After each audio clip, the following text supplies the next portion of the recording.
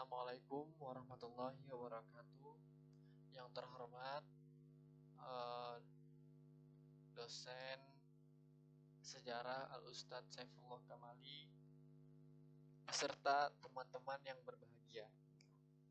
Di sini saya akan mempresentasikan yaitu judulnya Masa Kemunduran Peradaban Islam pada tahun 1250 sampai 1800 Masehi. Faktor internal dan eksternal serta dampaknya terhadap pendidikan.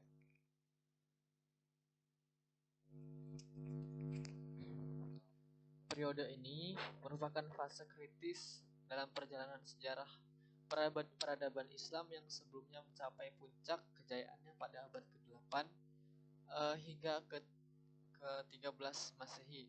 Memahami faktor-faktor yang menyebabkan kemunduran ini baik dari aspek internal maupun eksternal sangat penting untuk mengambil pelajaran berharga bagi perkembangan umat Islam di masa kini dan mendatang.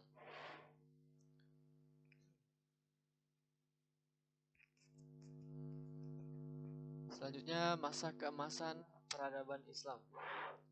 Latar belakangnya, peradaban Islam pernah mencapai masa keemasannya pada periode Abbasiyah, khususnya antara abad ke-8 hingga ke-13 Masehi.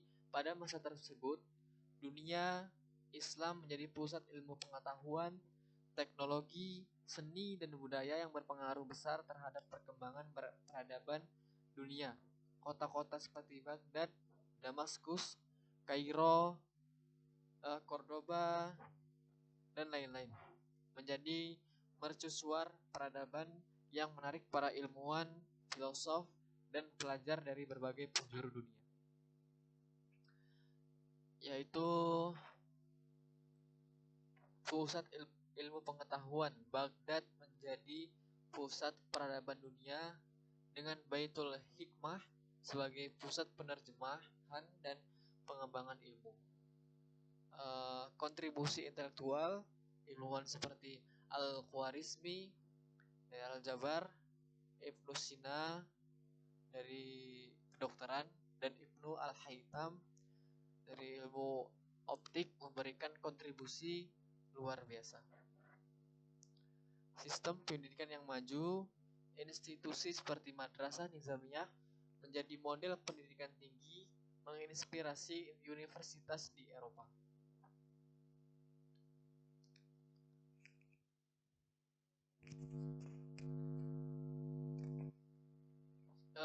Periodisasi kemunduran peradaban Islam, yaitu fase 1 itu yang pertama fase awal pada tahun 1250 sampai 1500 Masehi, ditandai dengan jatuhnya Baghdad tahun 1258 Masehi akibat serangan Mongol dan berakhirnya kekuasaan Islam di Spanyol, Granada tahun 1492. Fase pertengahan tahun 1500 sampai 1700 Masehi. Kekuatan besar Islam, Utsmaniyah, Mughal, Safawiyah mengalami stagnasi, konflik internal sektarian Sunni versus Syiah, dan stagnasi intelektual penutupan jihad. Pada fase ini, meskipun masih terdapat kekuatan-kekuatan besar Islam seperti Kesultanan Utsmaniyah, Kekaisaran Mughal di India, dan Kesultanan Safawiyah di Persia, tanda-tanda kemunduran semakin jelas terlihat. Kesultanan Utsmaniyah yang mencapai puncak kejayaannya pada masa Sultan Sulaiman Al-Kanuni tahun 1520 sampai tahun 1566 Masehi mulai mengalami stagnasi dan kemunduran setelah periode tersebut. Fase akhir pada tahun 1700 sampai 1800 Masehi, dominasi kolonialisme Eropa kesenjangan teknologi melebar. Revolusi industri Eropa Utsmaniyah dijuluki The Segment of Europe. Fase akhir periode kemunduran ditandai dengan dominasi kolonialisme Eropa yang mulai mengekspansi wilayah-wilayah Islam. Revolusi industri di Eropa yang dimulai pada pertengahan abad ke-18 Masehi membuat negara-negara Eropa jauh lebih maju secara teknologi dan militer dibandingkan dengan dunia Islam. Kesenjangan teknologi ini membuat dunia Islam sangat rentan terhadap kolonialisme. Dan juga Kesultanan Utsmaniyah yang dulunya menjadi kekuatan dominan di Eropa Timur, Timur Tengah, dan Afrika Utara mulai dijuluki sebagai The Segment of Europe tadi. Karena kemunduran yang dialami berbagai wilayah mulai lepas dari kekuasaan Utsmaniyah atau jatuh ke tangan kekuasaan kolonial Eropa. Kekaisaran Mughal di India juga mengalami kemunduran dan akhirnya menjadi boneka East India Company Inggris.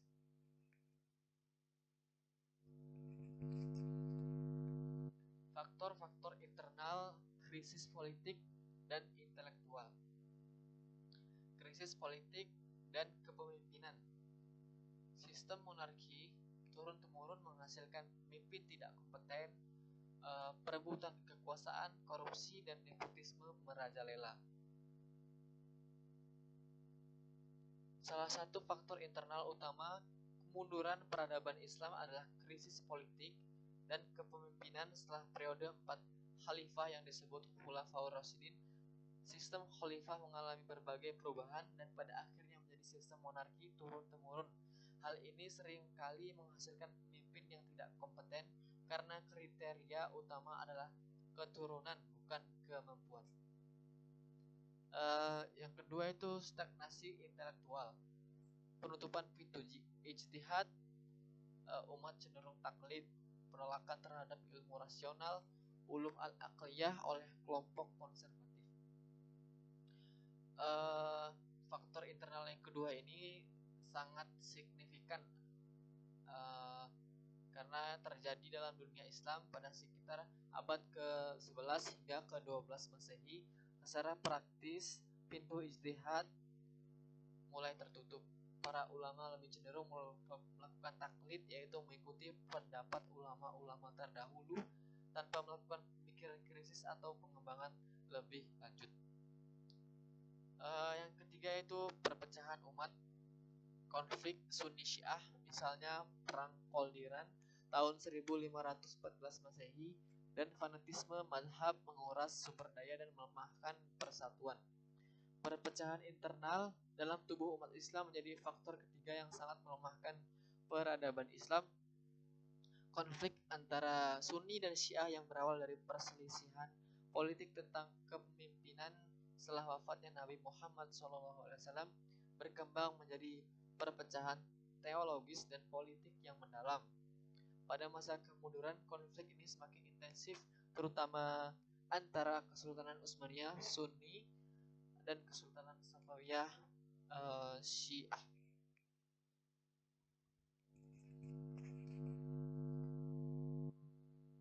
Faktor ekonomi dan moral.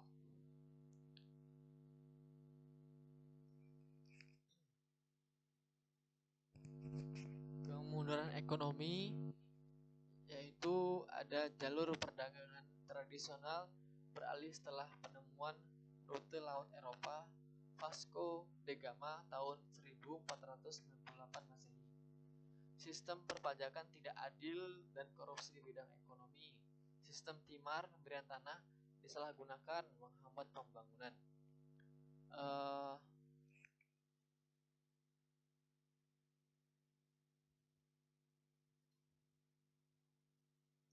Kemerosotan moral dan etika, gaya hidup mewah dan boros di kalangan elit dan istana, nilai keadilan dan kesederhanaan terkikis.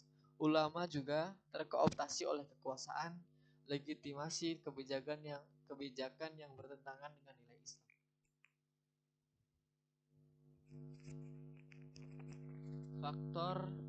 Faktor eksternal, invasi dan perang. pada yaitu ada serangan Mongol pada abad ke-13 Masehi. Puncak kehancuran jatuhnya Baghdad tahun 1258 Masehi, kehancuran Baitul Hikmah dan pembunuhan massal, dampak traumatis jangka panjang. Yang kedua itu Perang Salib tahun 1095 sampai tahun 1291 Masehi. Itu sangat menguras energi dan sumber daya, menciptakan ketegangan mendalam antara Islam dan Kristen. Yang terakhir Reconquista hingga tahun 1492 Masehi, berakhirnya peradaban Islam di Al-Andalus. Spanyol Muslim dipaksa pindah agama, diusir atau dibunuh Inkuisisi Spanyol.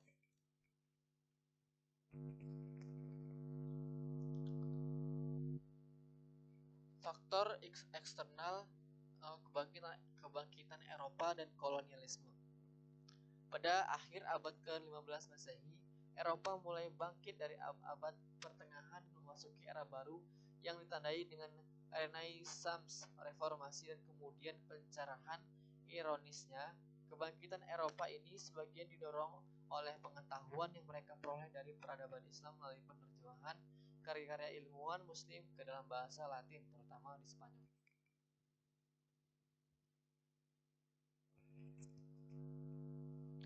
Dampak kemunduran terhadap pendidikan Islam, yaitu penyempitan kurikulum, fokus menyempit hanya pada ilmu agama tradisional, ilmu rasional, matematika, filsafat, kedokteran dianggap tidak penting atau berbahaya.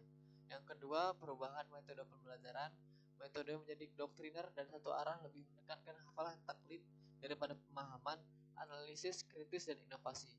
Yang ketiga, kemunduran institusi, madrasah dan perpustakaan hancur atau tidak terawat, pendanaan wakaf disalahgunakan, kualitas pengajaran menurun. Yang terakhir, hilangnya semangat keilmuan. Terjadi dikotomi tajam antara ilmu agama dan ilmu umum. Intelektual dan ilmuwan tidak lagi dihargai dan didukung. Upaya pembaharuan dan kebangkitan kembali. Meskipun terjadi kemunduran, kesadaran untuk pembaharuan mulai muncul di berbagai wilayah Islam.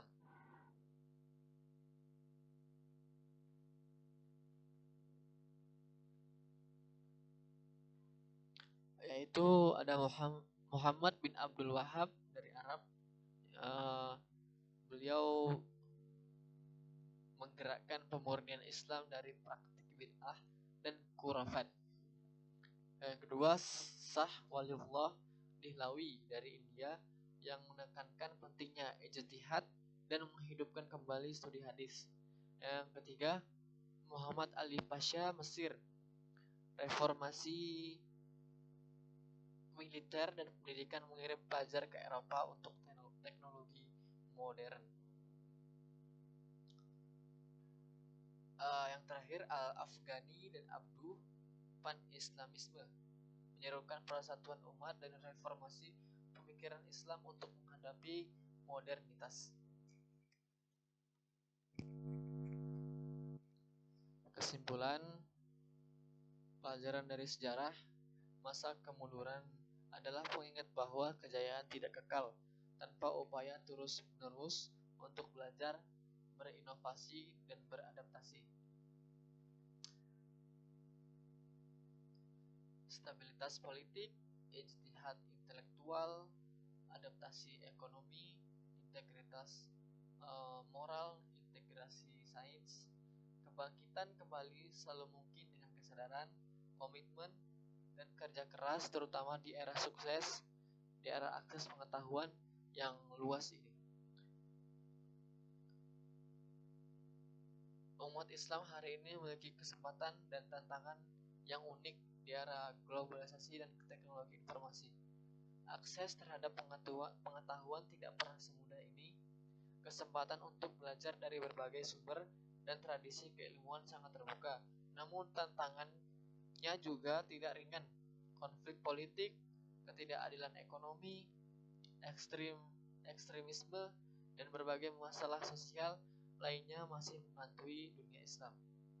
Mungkin cukup dari presentasi saya. Kurang dan lebihnya saya mohon maaf. Semoga teman-teman semua dapat memahami dengan penjelasan saya tadi. Saya akhiri, wabillahi taufiq wal hidayah wal inayah. Wassalamualaikum warahmatullahi wabarakatuh.